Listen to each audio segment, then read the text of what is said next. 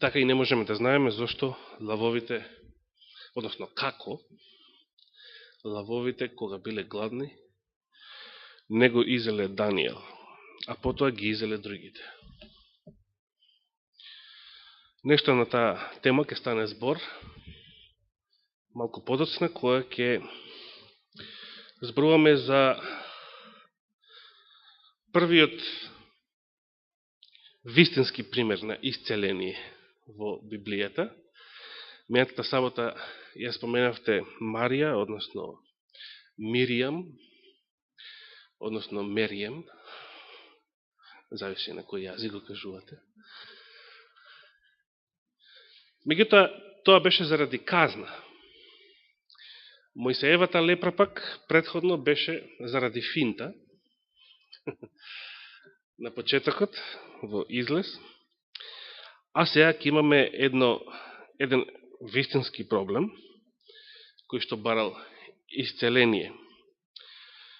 Но, пред да отвориме и да читаме таму, а за да бидете подготвени, ќе отворите и ќе читаме во Броеви, 4 книга Мојсеева, 21 глава. Значи, Броеви, 21 глава. Би сакал само да прочитам еден цитат од Совети за животот и исхраната. Мејатата сабота јас споменав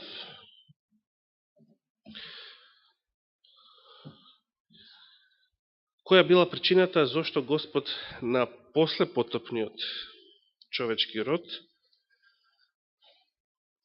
му дозволува да јаде месо. Тоа некако малку глупаво звучи, му дозволува, демек но е поднел молба да јаде месо. Или барал дозвола. Напротив, Господ му заповеда да јаде месо на некој начин. Се разбира, најчесто доаѓа на ум како причина затоа што било недостиг на доволно растителна храна, меѓутоа тоа не е првата причина. И бидејќи само го нафрлив тоа, односно мејата сабота само го кажав тоа, сакам сега да го подкрепам.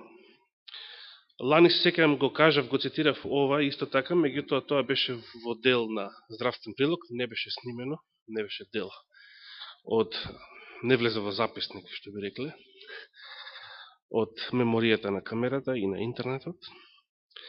Значи, ќе читам во на 311 страница од македонскиот превод, или тоа е 373 страница од оригиналот, Совети за животот и исхраната, каде што Елен Вајт вели, и ова е еден нејзин цитат од 1864 година, само една година после првата нејзина визија за здравствена реформа.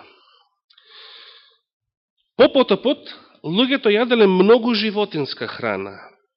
Бог видел дека патиштата на човекот се расипани и дека тој посакал гордо да се издигне над својот Творец и да ги следи склоностите на собственото срце. И затоа дозволил долговечната раса да јаде животинска храна, со што ги скратил нивните грешни животи. Значи, намерно, за да го скрати нивниот век. Се разбира, споменавме кои биле другите фактори што влијаеле на скратување на животниот век во послепотопните услови за живот. И во следната реченица Елена Вајт додава и вели: набргу по потопот човештвото почнало забрзано да опаѓа во големината и должината на живење. Може би ќе се запрашаме, па како е тоа можно? Зошто јадењето месо може да биде таков силен фактор, иако не беше тој првиот, не беше најсилниот, но зошто и тој е така силен фактор за скратување на човечкиот век? Неодамна на интернет почна да се врти една информација, не знам дали ја забележавте, а тоа е научниците, како што таму се велеше, конечно откриле зошто црвеното месо предизвикува рак. И според нив, знаете која била причината? Причината е што организмот, човечкиот организам, црвеното месо го препознава како туѓо, страно тело. И не сака да го асимилира. не сака да го прифати на некој начин. Или кога го прифаќа со сила, би може да речеме човечки со негодување, и тоа на некој начин представува некој проблем, носи своји последици. Дали е тоа логично? Па логично е. Од какво месо сте вие направени? Од црвено месо. Сега, ако внесеме црвено месо во нас, што се случува? Внесуваме страно тело. Нешто слично на нашето, ама не е дел од нашето. Не е дел од нас. Многу интересно. Таква информација се вртеше последниве денови.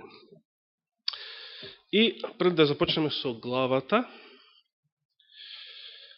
вчера имав еден интересен скайп разговор со Милош Богдановиќ на негово барање, каде што ми рече да ве поздравам сите, па еве тоа го правам. И меѓу другото ми информира дека започнал да прави еден интересен експеримент. Почнал да... Чекаме да влезе Блажо. Милош Богдановиќ почнал да прави никулци од граф во пластични шишиња под притисок од 2 атмосфери. И забележал дека тоа што почнува да рти, станува нешто многу големо. Да, значи и побрзо рти, и на некој начин тоа како да представува потврда за она што исто така го споменавме минатата сабота, дека предпотопните услови за живот или оние јапонски експерименти со доматите во хипербарични комори давале големи джиновски плодови. Негова желба е, рече дека ќе ни испрати некои вентили кои што тој ги користи, не знам како, веројатно по пошта, и да се обидеме, тој сака во Македонија со нашата клима, верува дека тоа ќе биде по-ефективно, да направиме еден ваков експеримент, да видиме што ќе се случи. Јас сум заинтересиран, па ќе видиме. Сега отвараме во 4-та книга Мојсеева или Броеви, 21-та глава. И што ќе читаме тука?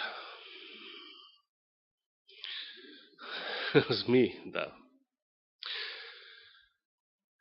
Дали е случајно што Библијата, кога зборува за некоја прва конкретна здравствена компликација, започнува со змиите. А кога тоа не е, значи, не е директна, значи, кога Господ не е директен причинител на тоа, како во случајот со Мојсей или неговата сестра Марија. Кој е символот на медицината? Змија? Само змија? Обвиткана на стап. Зошто е тој символ? Зошто медицината има таков символ? Од каде го зела тој символ? Од кај им текнало такво нешто? Од Библијата? Од оваа глава? Ајде да прочитаме.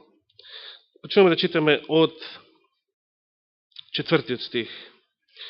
Од планината Ор, значи таму каде што ги држаја раците на Мојсе, за да Израел победи против Амалик, тие тргнаа кон Црвеното море, за да ја заобиколат земјата Едом, бидејќи побарале дозволени да поминат низ неа, па едомците не им дозволиле. И по патот народот се обесхрабри. Изборуваа луѓето против Бога и против Мојсей, зошто не изведе од Египет, па да умреме во пустинава? Тука нема ниту леп, ниту вода, а во душата ни омрзна таа лоша храна. Која била таа лоша храна? Што им здосадила, им омрзнала, им се згадила? Небесниот леп, Господовата мана, им се згадила. Тоа се разбира беше тешка провокација, тешка навреда и богохулство. И испрати Господ, вели 6-тиот стих, против народот отровни змии, кои го касаа народот. И многу луѓе изумреа од синовите израелски. Сега, тука малку да забележиме Што значи ова и испрати Господ? Израелците патуваа низ пустињата. Духот на пророкство вели дека змеите си биле тука цело време. Живееле тука. Тоа е нивниот природен дом, нели? Во пустињата. Змеите не биле отсутни, па одеднаш се створиле од некаде, туку цело време биле таму. Под песок ли, во дупка ли, онаму, под камен ли, оваму, не е битно. Зошто дотогаш не биле касани синовите Израелови? Затоа што Господ ги штител. Значи, се до тогаш, Господ го штител својот народ од еден куп работи. На едно место вели дека обувките на нозете, или сандалите што и да носеле, за време на тие 40 години, не изветвеа, замислите. Значи, тоа се Господови чуда. Тоа се неприродни, надприродни феномени. Но ова со змиите е слично како и со лавовите во јамата на пророкот Данијел. Тие беа цело време. Меѓутоа, на некој нам непознат начин, како што вели проповедникот, Господ не само од кожата, туку ги криел змиите од погледот на израелците. Цело време. До овој момент, кога Господ само ја тргнува својата заштита. И остава да се случуваат нештата според своите природни закони. Значи, множина изумре од синовите израелски. 7 стих вели: и дојде народот кај Мојсей и рече: сгрешивме кога се побунивме против Господ и против тебе. Помоли му се на Господ да ги отстрани од нас змиите. Зошто го споменувам како болест? Се биле каснати од змија? Како?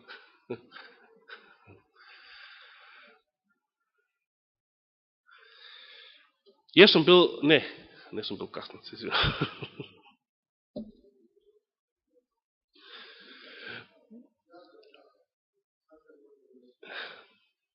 Аха.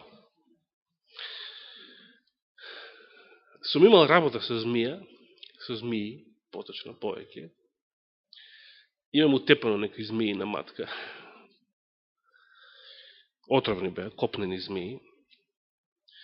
Меѓутоа, како во Хартланд, што се навикнев на змиишта, никаде на друго место. Интересно е што таму имаше отровни змии со светла боја и имаше темни змии, значи темна, црна боја, и тие црните беа неотровни. И црните ги јадеа отровните.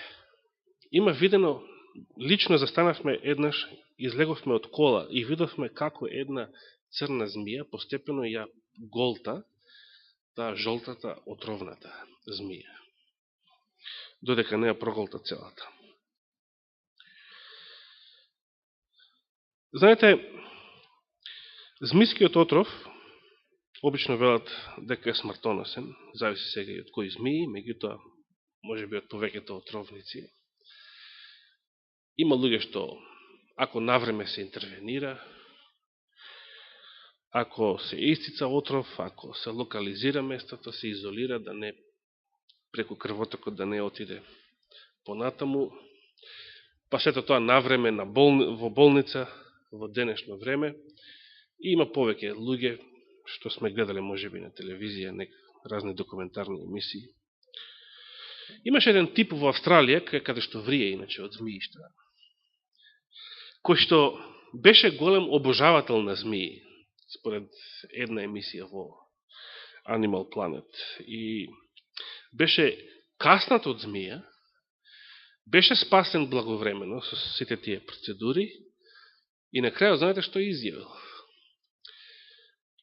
После ова искуство, може би предпоставиле дека тој човек повеќе никош не би сакал да се занимава со змии. Напротив, после ова искуство, мојата љубов и мојот восхит кон змиите е уште поголем. Би рекле дека е ненормален, а? Меѓутоа, знаете ли што се случува? Ова беше нешто што го учешме во Хартланд. Знаете ли дека постојат лекови, конкретно ова е лек за намалување на крвен притисок. Познавате некои такви лекови? Ме интересира. Да, од аптека некој лек за намалување на крвен притисок. Во Америка користат некој лек кој што се изработува од змиски отров, поточно од отров на питон. Знаете зашто? Затоа што кога питонот ги убива своите жртви, неговиот отров го намалува крвниот притисок на жртвата до нула. Значи, го бутка до нула, да не може да ви тече крвта низ вените. Нула крвен притисок да имате и веднаш умирате. Така действува отровот.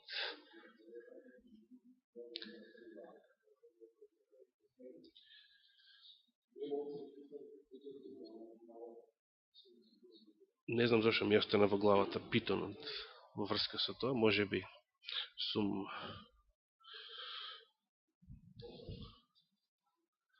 не се сеќавам. Не знам дали тој што ни кажа сгреши или јас погрешно го запамтив, не се сеќавам. Добро. Да, се разбира.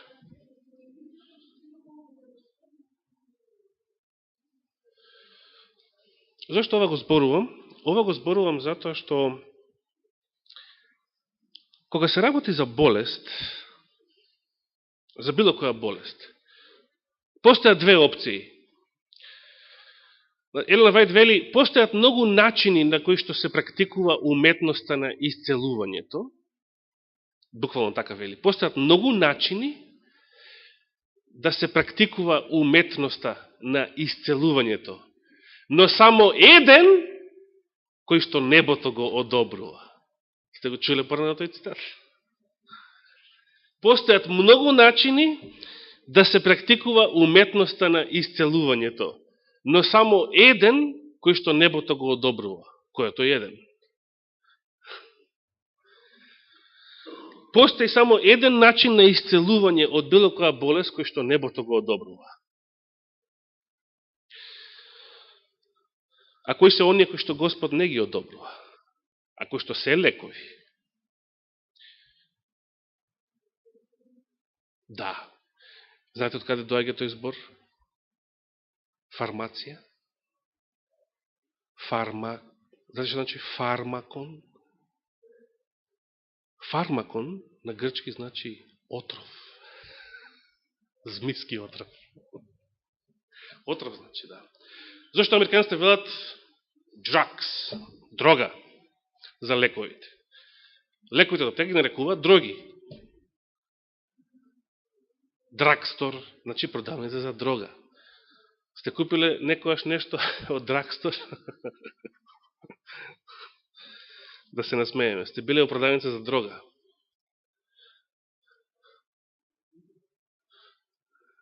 Добро да. Значи дрогерија. Што се продава дрогерија? Дрога. Така е изразот. Во ред. Луѓето признаваат дека тоа што го продаваат како лекови, например во аптеките, е дрога. Дека е тоа отров.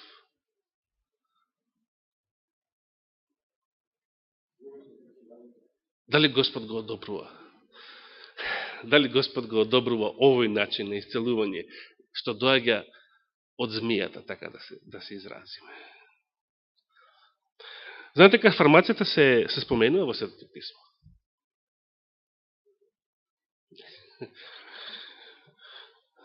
Меѓутоа се споменува во оригиналот, во книгата Откровението.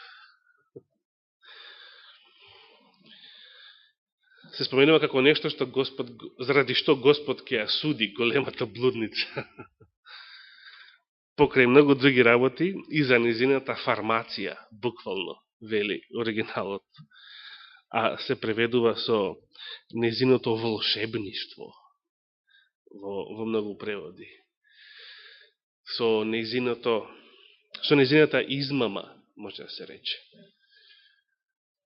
Вие веќе знаете дека повеќето лекови што се нудат и што се препорачуваат и се препишуваат во светот, како што рече Олгица, не функционираат, бидејќи повторно, не го решаваат проблемот, само го одложуваат, може да се рече. И сето тоа представува, со еден збор кажано, представува рецепт што доаѓа од отровот на змијата. Не мора буквално да е секој лек од змијски отров, но символично тоа го кажувам, од отровот на змијата, на големата змија, на господовиот непријател и нашиот. Тогаш кој е господовиот извор? На синовите Израелови лекот бил да погледнат во бакарната змија, што Мојсей по негова заповед ја изработил, и таа била обвиткана околу стап. Ете го символот на медицината. Но што сака да каже фармацијата со тој символ? Дека го почитува Божието Слово, Божиот лек или лекот на змијата? Останува неодговорено или е јасно одговорено тоа прашање? Што мислите? Господ Исус го повторува, го споменува овој случај во Новиот Завет.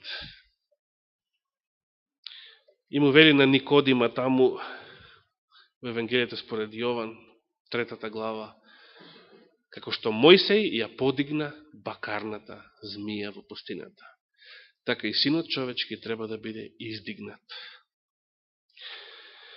Првото исцеление, значи, на смртоносна болест, змиски отров. Значи, змискиот отров е болест, а не лек. Но фармацијата сака да не убеди во обратното. Дека тоа што е болест е лек. Тоа што е смртоносно, тоа што е дрога, тоа што е отров, тоа е лек. Кому ќе му веруваме?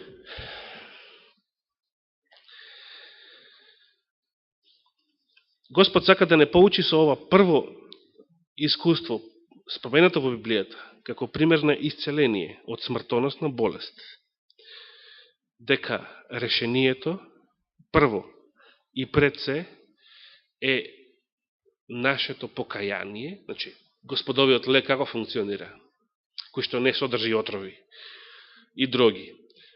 Прво, нашето покаяние духовно.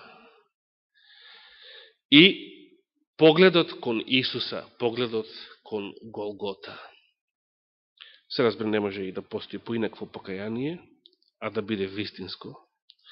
Бидејќи израелците кога се каеле како Јуда од последиците. И барале Мојсей да се помоли да бидат избавени од тоа зло. Но вистинското покаяние е да погледнеме кон крстот, да погледнеме кон Голгота. Змијата на стапот представувала символ на Голгота во смисол дека Христовата смрт е таа што носи лек од или за нашата смрт и за сите наши болести. Змијата пак, како символ на Божиот непријател, е гревот кој што е прикован на тој крст. Гревот, првиот причинител на секоја болест, па и на смртта, треба да биде прво очистен, за да почне господовиот лек да функционира. Тоа е првата лекција. Од првото исцелување запишено во Светото писмо,